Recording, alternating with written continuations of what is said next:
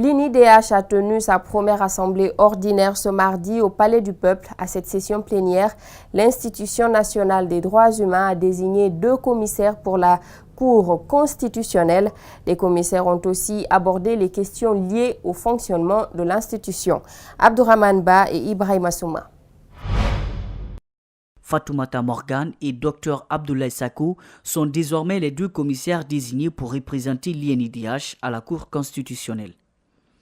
Mais hormis ce sujet à l'ordre du jour, l'institution fait face à plusieurs difficultés pour son bon fonctionnement.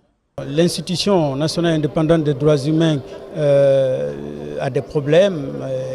Elle n'a pas de budget depuis 3 ans. Les membres du bureau de l'institution n'ont pas de salaire. C'est la semaine dernière que nous avons eu l'eau. Durant l'année 2018, l'Institution nationale indépendante des droits humains, avec à sa tête Mamadi Kaba, a déploré les violations des droits de l'homme enregistrées sur le territoire guinéen. La nouvelle équipe devra continuer dans cette même lancée. Il y a des problèmes comme des enlèvements, on en a parlé, comme la violation du droit à la vie, on en a parlé, comme la violation du droit à la manifestation, du droit de cortège, du droit de la liberté d'association. Donc nous sommes obligés de mettre l'accent sur ce qui ne va pas. Mais en dépit de toutes ces difficultés et des défis à relever, les membres de cette grande institution de défense des droits humains aspirent à réaliser de grands projets. Nous avons l'intention de mettre en place une clinique juridique. Ce sera l'occasion pour nous de canaliser et gérer toutes les plaintes individuelles. Nous avons l'intention donc de mettre en place aussi un fonds d'aide judiciaire. Nous avons l'intention de faire en sorte que la réforme de l'institution soit réalisée pour qu'elle puisse s'aligner sur les standards internationaux.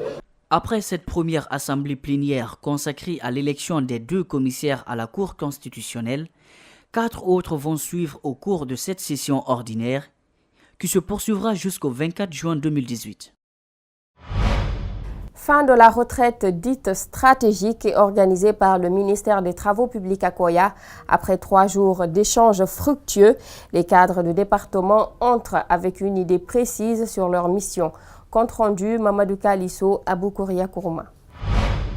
L'ensemble des programmes, les projets, les objectifs et les travaux d'urgence ont été passés au peigne fin.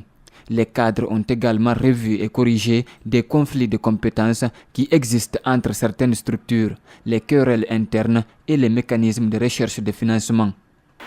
Ensemble alors, nous avons mis en place un nouveau cadre pour les travaux d'urgence et repenser le chronogramme et la méthodologie de mise en œuvre des programmes sur le court, moyen et long terme,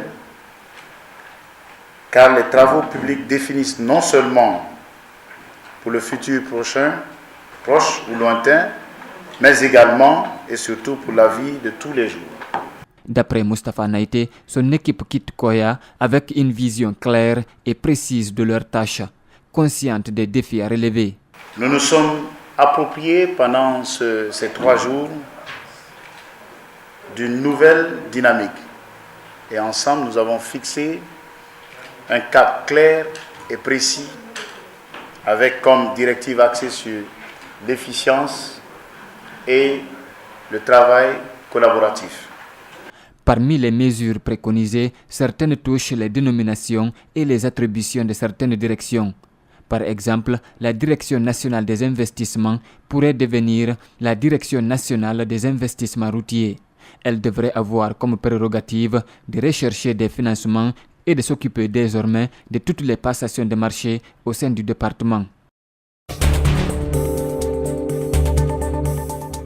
En interactualité, à présent, en bref et en images, Bouaké, la 2e ville de Côte d'Ivoire, est confrontée à une pénurie d'eau depuis 3 mois liée au réchauffement climatique. Le lac du barrage de la Loka, qui fournissait les 3/4 de l'eau de la ville, est à sec ou presque.